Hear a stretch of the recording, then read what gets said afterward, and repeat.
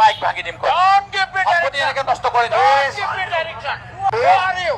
Why you কি are কথা হৈছে ৰূপজ্যোতি কুৰ্মী আমাৰ বিধানসভাৰ এজন অত্যন্ত সক্ৰিয় আৰু সৰব এজন বিধায়ক তেখেতক মাৰপিট কৰিবৰ কাৰণে যিধৰণে খেদি আহিছে এনেকুৱা নজিৰবিহীন ঘটনা কেতিয়াও নঘটক। আমি অকল নিন্দা কৰাই নহয়, এই ঘটনাৰ কাৰণে যিমান দুখ প্ৰকাশ কৰিব লাগে তেনেকুৱা দুখ প্ৰকাশ কৰিছোঁ আৰু অসম বিধানসভাক অসমৰ গণতান্ত্ৰিক ব্যৱস্থাক ৰক্ষা কৰিবৰ কাৰণে আমি বিধানসভাৰ অধ্যক্ষ ডাঙৰীয়াক অনুৰোধ জনাইছোঁ আৰু অসমৰ মুখ্যমন্ত্ৰীৰ পিনৰ পৰাও এই বিধায়কজনৰ ওপৰত একশ্যন ল'বৰ কাৰণে ৰূপজ্যোতি কুৰ্মীৰ ওপৰত একশ্যন ল'বৰ কাৰণে আমি আহ্বান জনাইছোঁ। মইতো 4 বছৰৰ বিধায়কসকল, মোৰ জীৱনত দেখা আটাইতকৈ দুখৰ দিনটো আজিয়ে। অসম বিধানসভাৰ ক'লা দিন বুলি ক'ব লাগিব। এজন শাসক দলৰ বিধায়কে এজন বিৰোধী দলৰ বিধায়কক মাৰিবলৈ খেদি অহাটো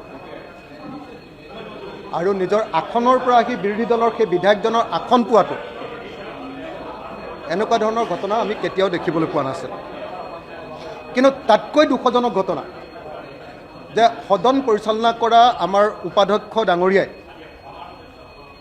আজি চেয়াৰমেন আলি ডাঙৰীয়াক ৰূপজ্যোতি কুৰ্মীয়ে শাৰীৰিকভাৱে আক্ৰমণ কৰিবলৈ অহাৰ পাছত তেখেতক গোটেই কাৰ্যকালৰ কাৰণে এইবাৰৰ যিটো অধিৱেশন, এইবাৰৰ সমগ্ৰ অধিৱেশনৰ কাৰ্যকালৰ কাৰণে তেওঁক সম্পূৰ্ণৰূপে বহিষ্কৃত কৰাৰ পৰিৱৰ্তে সৰু ল'ৰাক বুজাই যিধৰণে গোটেই ঘটনাটো থাপি থুপি থৈছে, এইটো এটা নজিৰবিহীন ঘটনা। গতিকে আজি আমি দুটা বস্তু দেখিলোঁ, বিজেপি দলৰ ফেচিষ্ট আচৰণ দেখিলোঁ আৰু বিজেপি দলৰ ফেচিষ্ট আচৰণক কেনেকৈ বিধানসভাত মান্যতা প্ৰদান কৰা হৈছে উপাধ্যক্ষৰ জৰিয়তে, এইটো আমি দেখিলোঁ। আজি আমাৰ বিৰোধী দলৰ দলপতিজনক বান্দৰ বুলি কৈ তোৰ মাইক ভাঙি দিম বুলি ক'ব পৰা মানুহ কেতিয়াবা বিধানসভাত জন্ম হ'ব বুলি আমি কেতিয়াও ভাবিব পৰা নাছিলোঁ। এই ঘটনা সংঘটিত হ'ল। এনেকুৱা দুৰ্ভাগ্যজনক ঘটনা অসম বিধানসভাত কেতিয়াও নঘটক। আমি লাজ পাইছোঁ। চেয়াৰমেন আলিদা, আজি অসম বিধানসভাত যি দুৰ্ভাগ্যজনক ঘটনা ঘটিলে এয়া অত্যন্ত নজিৰবিহীন, অত্যন্ত গৰিহণাৰ যোগ্য। অসম বিধানসভাত ময়ো 15 বছৰ আছোঁ, এনেকুৱা ঘটনা কেতিয়াও ঘটা নাছিল। ভৱিষ্যতে যাতে এনেকুৱা ঘটনা নঘটে তাৰ কাৰণে আজি অধ্যক্ষ মহোদয়ে দৃষ্টান্তমূলক শাস্তি বিহিব লাগিছিলে, কিন্তু তাৰ পৰিৱৰ্তে আমি দেখা গ'লোঁ অতি লঘু শাস্তি, ৱাৰ্ণিং, সাধাৰণ সাৱধানবাণী দিয়ে তেওঁ দায়িত্ব সামৰিব খুজিছে। এই কথাষাৰে অনাগত দিনত আমাৰ বিধানসভা কোনটো দিশলৈ গতি কৰিব তাৰো কিছু মানে আভাস দাঙি ধৰে। আমি বিচাৰোঁ আমাৰ বিধানসভাৰ যি কাৰ্যপ্ৰণালী এটা আদৰ্শ হৈ থাকক, বিহাৰ বা অন্য ৰাজ্যৰ ৰাজনীতিৰ দৰে অভদ্ৰামী আমাৰ বিধানসভাত নহওক। আৰু সেইকাৰণে আমি বিচাৰিছোঁ অধ্যক্ষ মহোদয়ে ৰূপজ্যোতি কুৰ্মীক অকল এই অধিৱেশন নহয় গোটেই বছৰটোৰ কাৰণে নিলম্বন কৰি এটা দৃষ্টান্ত দাঙি ধৰক। আজি যিটো ঘটনা হৈছিলে, প্ৰথমতে আমাৰ বিৰোধী দলৰ দলপতি ডাঙৰীয়া আৰু অখিল গগৈ ডাঙৰীয়াই কিবা এটা দুধৰালি ৰাস্তা লৈ পেলাই যেতিয়া তেওঁলোকে প্ৰতিবাদ কৰিছিলে তেতিয়া তেখেতে ক'লে বান্দৰটোৰ মাইক ভাঙি দিম। অখিল গগৈ বিৰোধী দলৰ দলপতি ডাঙৰীয়াক ক'লে বান্দৰটোৰ মাইক ভাঙি দিম। অখিল গগৈ ডাঙৰীয়াক ক'লে তোৰ মাইক ভাঙি দিম। এই কথাটো মই প্ৰতিবাদ কৰিলোঁ যে এজন সদস্যই আন এজন সদস্যৰ মাইক ভাঙি দিয়া এইটো কেনেকুৱা ধৰণৰ কথা। তেতিয়া তেওঁ খেদি আহিলে, চোচা ল'লে মোক মাৰিবলৈ আৰু ষ্টুপিড পৰ্যন্ত শব্দ কৈছে। গতিকে আমি আশা কৰিছোঁ অধ্যক্ষ মহোদয়ে তেওঁক গোটেই বছৰটোৰ কাৰণে যিমানকেইটা ছেশ্যন আছে তেওঁক নিলম্বন কৰি এটা বাৰ্তা দিয়ক। তেতিয়া তেখেতে ক'লে বান্দৰটোৰ মাইক ভাঙি দিম। অখিল গগৈ বিৰোধী দলৰ দলপতি ডাঙৰীয়াক ক'লে বান্দৰটোৰ মাইক ভাঙি দিম। অখিল গগৈ ডাঙৰীয়াক ক'লে তোৰ মাইক ভাঙি দিম। এই কথাটো মই প্ৰতিবাদ কৰিলোঁ যে এজন সদস্যই আন এজন সদস্যৰ মাইক ভাঙি দিয়া এইটো কেনেকুৱা ধৰণৰ কথা। তেতিয়া তেওঁ খেদি আহিলে, চোচা ল'লে মোক মাৰিবলৈ আৰু ষ্টুপিড পৰ্যন্ত শব্দ কৈছে।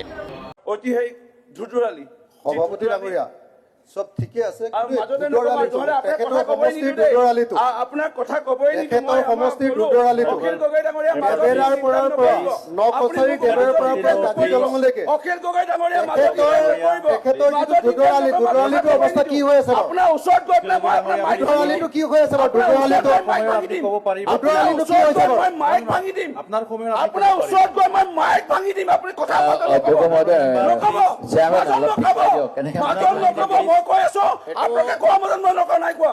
এই BJP সভাপতি মহোদয়, আপুনি যদি এনেকে কথা কয়, আপোনাৰ ওচৰত মই থিয় হ'ম, আপোনাক কথা ক'বলৈ নিদিওঁ। মোৰ মাজত কথা নক'ব, মোৰ মাজত কথা নক'ব। চেয়াৰমেন মোৰ মাজত কথা নক'ব, মোৰ মাজত কথা নক'ব, মোৰ মাজত কথা নক'ব, মোৰ মাজত কথা নক'ব। Give me direction. Honorable Chair will give direction.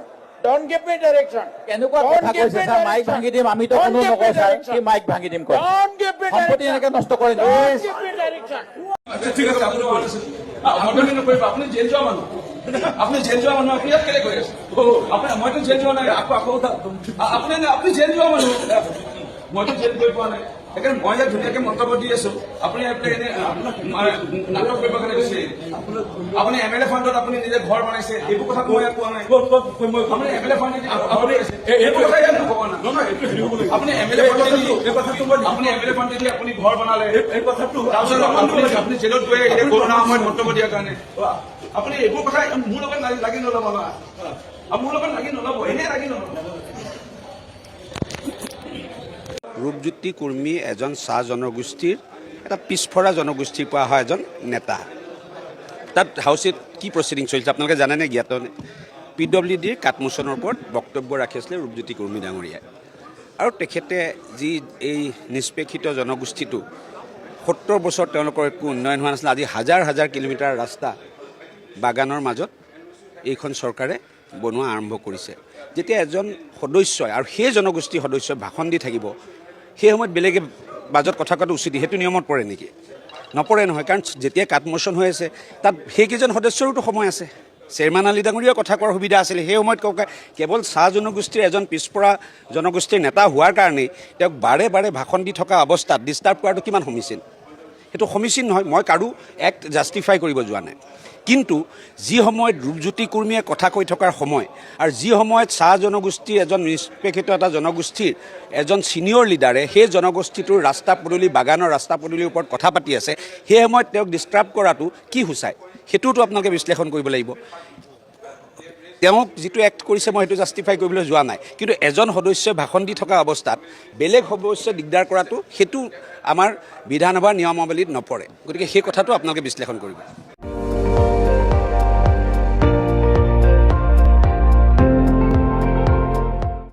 আপুনি চাই আছে ND24, সৰ্বশ্ৰেষ্ঠ নহয় সৰ্বোত্তমৰ দৌৰত।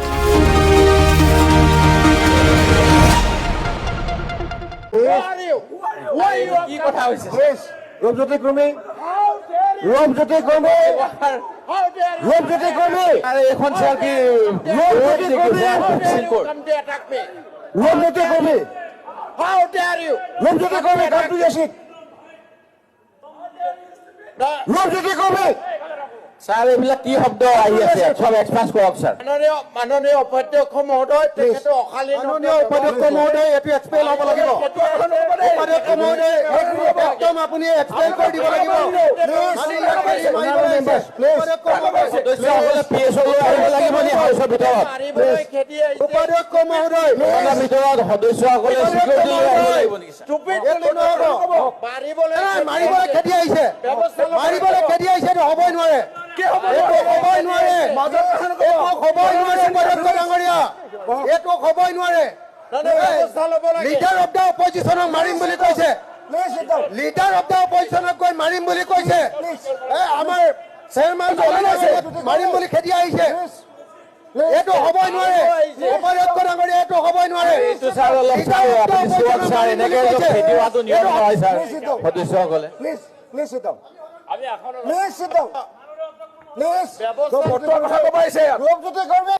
আমাৰ চেয়াৰমেন মাৰিম বুলি খেদি আহিছে, এইটো হ'বই নোৱাৰে উপাধ্যক্ষ ডাঙৰীয়া, এইটো হ'বই নোৱাৰে। এইটো ছাৰ অলপ ছাৰ আপুনি চোৱক ছাৰ, এনেকে খেদি হোৱাটো নিয়ম নহয় ছাৰ। সদস্যসকলে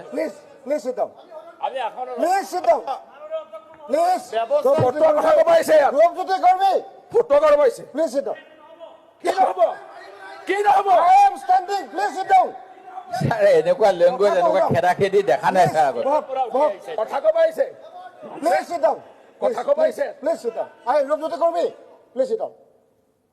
যিবিলাক আনপাৰ্লিয়ামেণ্টাৰী ৱৰ্ড কোৱা হৈছে